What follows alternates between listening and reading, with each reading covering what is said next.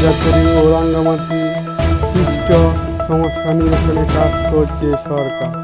সেই জন্য সকলকে শান্ত থাকার আহ্বান জানিয়েছে অন্তর্বর্তীকালীন সরকার। শুক্রবার 20 সেপ্টেম্বর প্রধান উপদেষ্টার কার্যালয়ে এক বার্তায় এই তথ্য জানানো হয়েছে।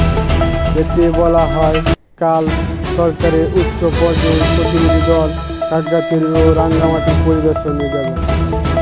বার্তায় বলা হয়, 18 সেপ্টেম্বর জনৈক ব্যক্তিকে গণপিটুনি ও পরবর্তী তার মৃত্যু ঘটনাকে কেন্দ্র করে চলমান হামলা, আক্রমণ ও প্রাণহানির ঘটনায় সরকার গভীরভাবে দুঃখিত এবং ব্যথিত।